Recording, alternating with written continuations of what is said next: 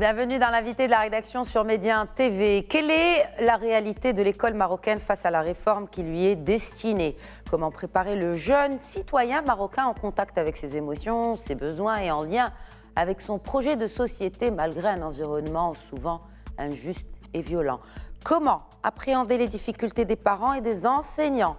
Un ouvrage s'est attelé à ces questions souvent reléguées au second plan. Pour une école bienveillante au Maroc, la relation au cœur de la question éducative, c'est le titre du livre Enquête paru aux éditions 11-2020 de son auteur que je reçois aujourd'hui.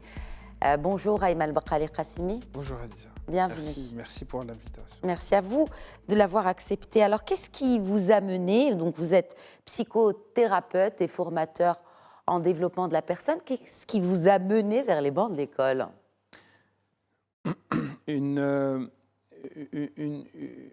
Un besoin enfoui depuis mon jeune âge et qui ne s'est libéré qu'à travers un certain nombre d'années d'expérience dans le monde du capitalisme, dans le monde de l'entreprise, pour arriver progressivement vers le monde de l'humain.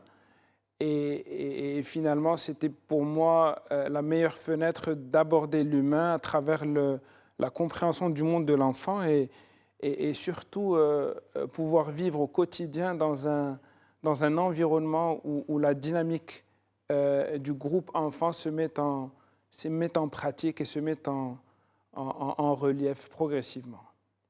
Alors, bien sûr, ce livre coïncide, ou la parution de ce livre, nous en parlons aujourd'hui, coïncide avec cette grande réforme, ou cette feuille de route qui vient d'être annoncée par le ministère de l'Éducation nationale, feuille de route pour la réforme de l'école publique marocaine.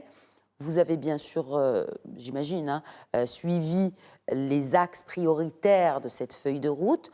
Selon vous, est-ce que l'accent est mis suffisamment sur l'aspect émotionnel, psychologique de l'élève, de l'enfant, mais aussi des autres composantes du processus d'apprentissage, à savoir les parents et l'enseignant? Alors, généralement, toutes les feuilles de route, et celle-ci en l'occurrence, répondent à des problématiques réelles de l'éducation, du monde de l'éducation au Maroc, du monde de l'école. Mais généralement, entre ce qui est apparent sur les papiers et ce qui est réel dans la réalité du terrain, et quelles sont les personnes qui portent ces réformes-là, souvent il y a un monde. Il y a aussi un monde de perception dans le sens où aujourd'hui il y a des questions fondamentales à se poser avant de poser quelques feuilles de route que ce soit. Et donc je parle d'un positionnement de l'école. L'école aujourd'hui est considérée actuellement comme un acteur économique, c'est-à-dire qu'aujourd'hui on est en train de former des personnes pour avoir de l'emploi, c'est-à-dire que à partir pas de l'empathie.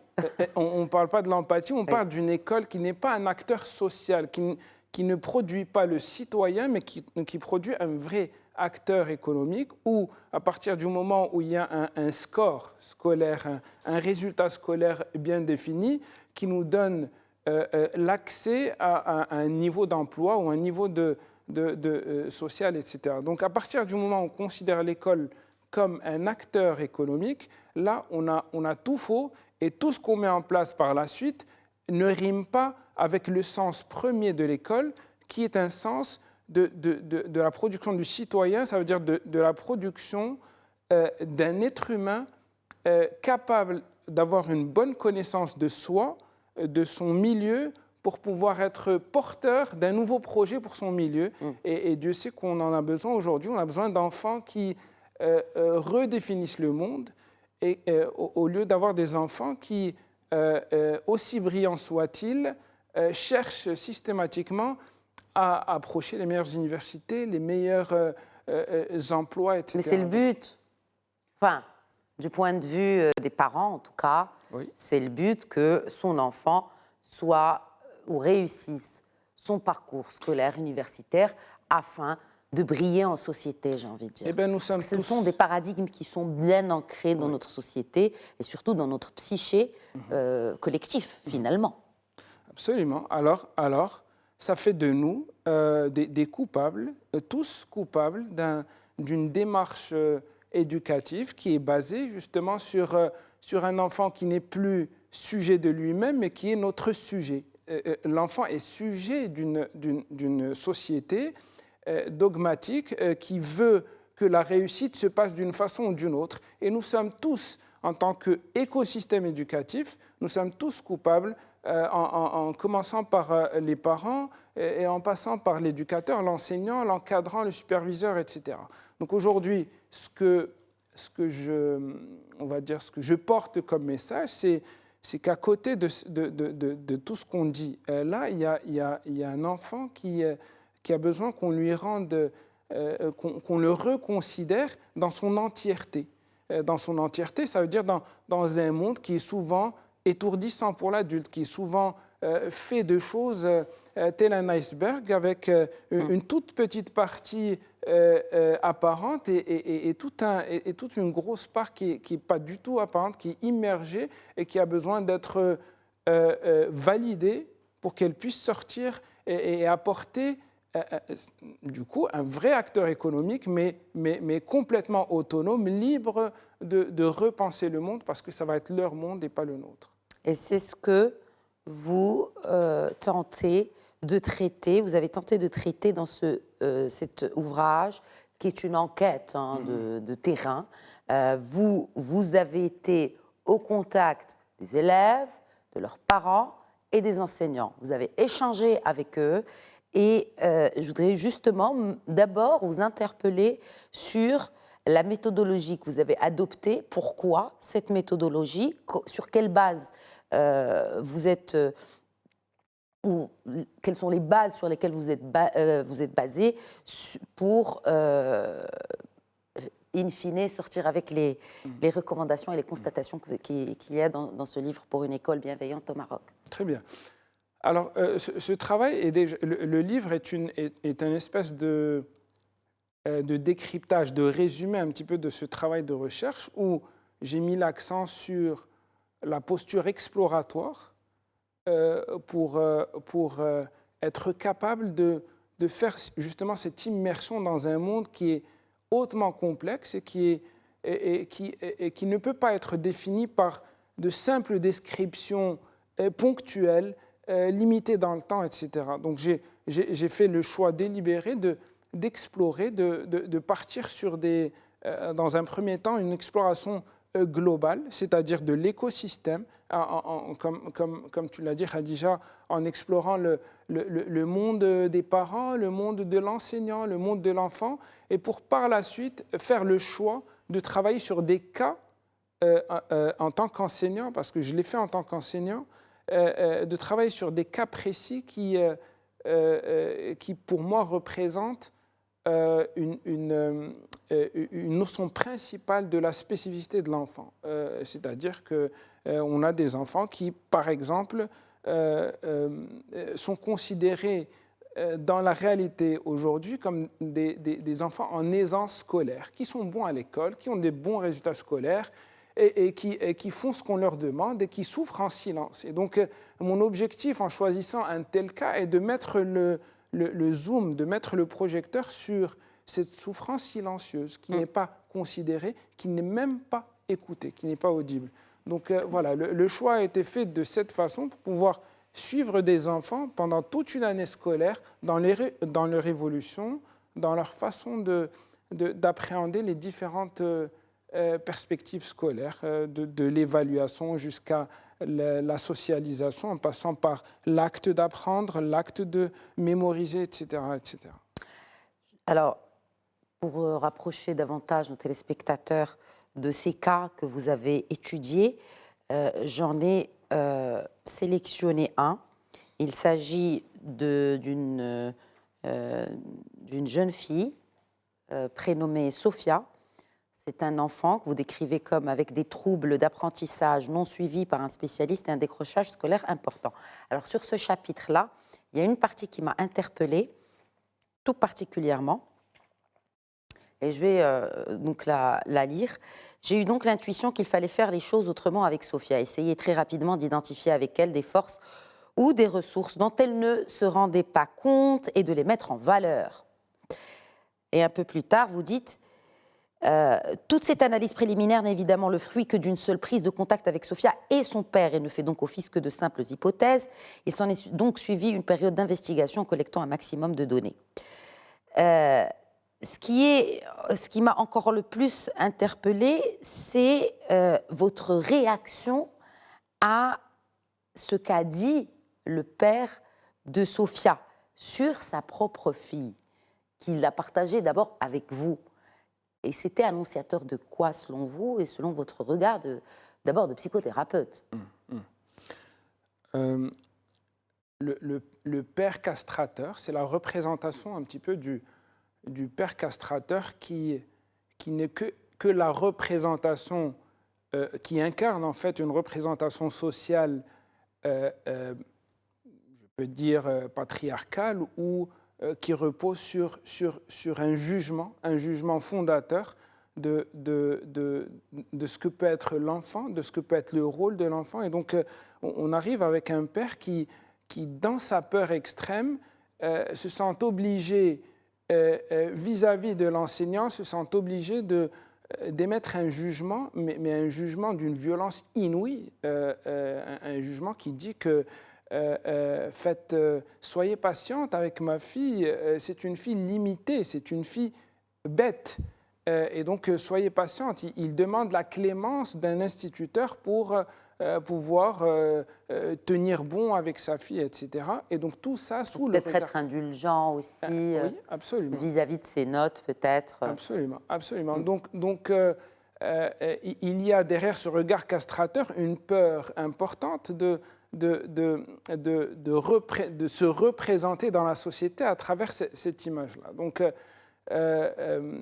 et à côté, il y avait un regard qui était complètement perdu d'un enfant qui était rempli de ressources, qui ne demandait que d'être reconnu. Et là, il y avait ce besoin de reconnaissance qui apparaissait et qui ne voyait pas de source d'espoir. Et c'est là où il était important d'intervenir en tant qu'autre représentation de l'autorité du père, qui est un instituteur homme, qui reprenait le flambeau du père pour regarder de façon différente cet enfant en disant que il y a eu un jugement qui a été fait aujourd'hui. Le jugement doit être reconstruit avec l'enfant qui est Sophia. C'est à partir de là que l'aventure a commencé avec. Vous parlez d'empathie pour l'enfant. Moi, je veux vous interpeller sur l'empathie déjà. Comment déjà enseigner l'empathie à l'enseignant avant de l'enseigner à l'enfant? Cette intelligence émotionnelle, est-ce qu'elle fait partie aujourd'hui de nos mœurs? Est-ce qu'elle est aujourd'hui dans les curricula? Je veux dire, où se trouve l'enseignant dans tous cette psychologie humaniste que vous décrivez ici, cette empathie qu'il faut inculquer à l'enfant, à l'élève? Quid de l'enseignant et de l'éducateur? On a commencé par dire qu'il y avait une réforme qui était écrite, mise en place. Aujourd'hui, ce qu'on dit, c'est que c'est l'importance de mettre en exergue un certain nombre de notions, de les remettre à jour, de les reconsidérer, comme par exemple l'intelligence, la notion de l'intelligence ou la notion de l'intelligence émotionnelle ou la notion de la discipline, etc. Et aujourd'hui, la réalité est que l'enseignant marocain n'est pas capable de transmettre cette qualité relationnelle parce que il y a une priorité aujourd'hui, c'est de former l'enseignant à la relation. Être formé à la relation, c'est tout un pan de la formation de l'enseignant qui n'existe pas aujourd'hui. Quels sont des exemples justement de ces qualités, j'ai envie de dire, parce que finalement ce sont des qualités de l'enseignant et la relation? La capacité de l'homme, de l'être humain, d'entrer en relation avec soi. C'est-à-dire qu'aujourd'hui, l'être humain est une composition d'un certain nombre d'instances complexes à l'intérieur, qui sont intérieurs, on parlait de l'iceberg, et qui ne peuvent être déployées correctement dans une relation éducative que si elles sont appréhendées par l'adulte lui-même. Donc aujourd'hui, quand on parle de formation à la formation à la relation, c'est la pratique de la relation. C'est faire pratiquer l'enseignant, l'éducateur, la relation dans des forums, dans des environnements de formation où l'adulte pourra se rendre compte de ce qui fonde sa personnalité, pourra se rendre compte de ses propres limites, de ses propres vulnérabilités, de ses propres peurs, parce qu'on parlait d'un père qui avait peur. Et à partir du moment où je conscientise mon émotion, je suis systématiquement capable d'entrer en relation avec l'autre, en relation émotionnelle avec l'autre, et de pouvoir identifier l'émotion de l'autre. Donc il s'agit de pouvoir contrôler ou avoir conscience de son environnement pour pouvoir le quitter un instant, pour entrer dans un monde étourdissant de l'enfant, parce que c'est pas facile d'entrer. L'enfant est animé d'abord par des fantasmes, est animé d'abord par des désirs, par des rêves, par des choses qui frôlent systématiquement les normes sociétales. Et pour pouvoir discipliner l'enfant à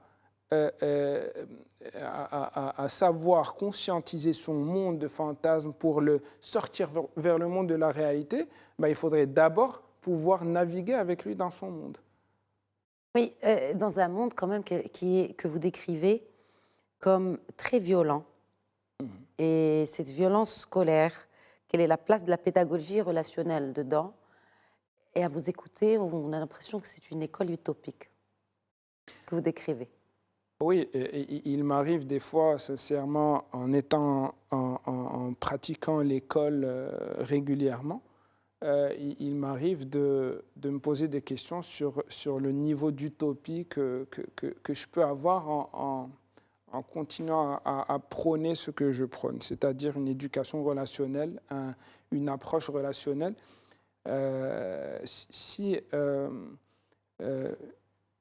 Mais si on part de ce principe-là, effectivement, on part d'un principe d'adulte. Je me positionne en tant qu'adulte face à un monde de l'enfant qui est en construction. Et aujourd'hui, ce qu'il y a comme violence par rapport à ce qu'on avait il y a longtemps, où un certain nombre, la violence était visible, était physique principalement. Aujourd'hui, on est face à des violences beaucoup plus insidieuses, beaucoup plus vicieuses, parce que en interdisant simplement de frapper l'enfant, de l'insulter, etc., sans donner la capacité, sans former l'enseignant justement à cette éducation relationnelle, à cette relation, eh ben, on a transformé des enseignants, on a transformé on va dire cette approche visible en une approche extrêmement vicieuse, où la violence devient symbolique, où la violence devient émotionnelle, où par un simple regard, je peux détruire le rêve d'un enfant, ou par un simple mouvement, je peux complètement écraser un élan émotionnel d'un enfant ou un élan intellectuel d'un enfant. Donc aujourd'hui, la réalité est celle-ci.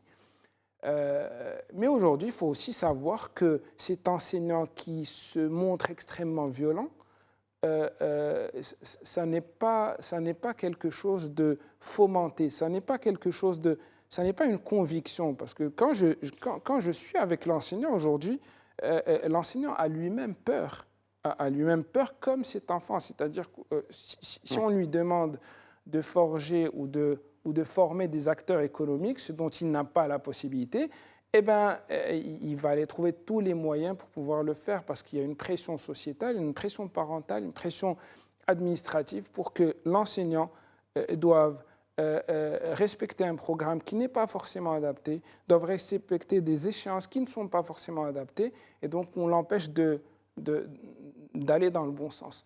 Maintenant, ce qui me rend optimiste, c'est que la réforme est extrêmement facile à mettre en place. Et donc, je prends pour exemple des pays qui n'ont pas énormément de moyens et qui ont réformé leur système éducatif rapidement et sans avoir besoin de beaucoup de moyens. Donc aujourd'hui, il faut juste qu'on se mette d'accord sur le positionnement qu'on veut avoir et l'accompagnement qu'on donne à cet enseignant pour qu'il puisse entrer justement dans le monde de l'enfant. Ayman Mqali Qassimi, alors cet ouvrage pour une école bienveillante au Maroc, il est destiné à qui? Enfin, c'est parmi les premières questions que je devais vous poser, mais j'étais impatiente de partager avec nos téléspectateurs le contenu de cet ouvrage, de cette enquête, j'ai envie de dire, de terrain. Mais in fine, selon vous, idéalement, encore une fois, elle servirait à quoi? À qui? Oui. Et comment, surtout? Oui. Comment profiter de ce travail de terrain, de ce travail de recherche, afin de joindre justement l'utile à l'utile et profiter de cela afin d'améliorer davantage cette école publique marocaine de demain? Ok. Alors, j'aimerais pas me montrer prétentieux, parce que c'est une question un peu délicate pour moi, mais à mon sens, ce livre serait destiné à tous ceux qui se préoccupent de la réalité de demain et qui regardent de loin un monde, un environnement éducatif qui est complètement délabré. C'est la réalité. Quand on voit les écoles, eh ben, on voit des enfants incapables de discipline. Quand on va dans les quartiers, on voit des enfants incapables de discipline, de respect, de certaines notions de base qui sont perdues aujourd'hui dans nos sociétés. Et aujourd'hui, ce regard lointain de cette réalité eh ben, nous pousse au pessimisme. Donc aujourd'hui, c'est une tentative extrêmement, on va dire, c'est une tentative de ma part de parler à ces gens-là de façon différente, à ce qu'on reprenne les choses en main et que nous sommes tous, en quelque sorte, responsables de ce regard qu'on porte sur l'enfant, même si nous ne sommes pas des éducateurs, même si nous ne sommes pas des professionnels éducateurs, nous avons tous un regard à revoir, des notions à revoir de fond en comble, des notions importantes, comme je parlais de l'intelligence. Aujourd'hui, nous n'avons pas le droit de juger un enfant sur son intelligence. L'intelligence est quelque chose d'extrêmement enfoui à l'intérieur de l'enfant. Donc si je ne suis pas capable d'entrer dans la réalité enfouie de l'enfant, je n'ai pas le droit de le juger par une espèce de questionnaire ou de formulaire ou d'observation. La notion de la discipline aussi est à revoir complètement. La discipline aujourd'hui, ça n'est pas l'ordre. Ça n'est pas l'ordre, ça n'est pas faire ceci ou cela. La discipline, c'est de pouvoir amener l'enfant d'une posture de désir, une posture où il est complètement livré à ses désirs, à ses fantasmes, et de l'amener par beaucoup d'encouragement, par beaucoup d'empathie vers une position où il va commencer progressivement à s'adapter à la réalité. Et ça ne se fait pas d'un claquement de doigts, c'est sûr. Ça demande certainement beaucoup d'années, mais en tout cas, vous avez fait l'effort d'aller au contact du terrain et d'étudier au cas par cas les élèves avec les différents profils sociaux, psychologiques, et les déductions et les observations sont donc dans ce livre pour une école bienveillante au Maroc, la relation au cœur, c'est double sens de la question éducative centrale pour notre développement, nous ne l'oublions pas. Merci beaucoup Ayman Mqali. Merci à vous. Merci. Merci de nous avoir suivis, très bonne suite des programmes.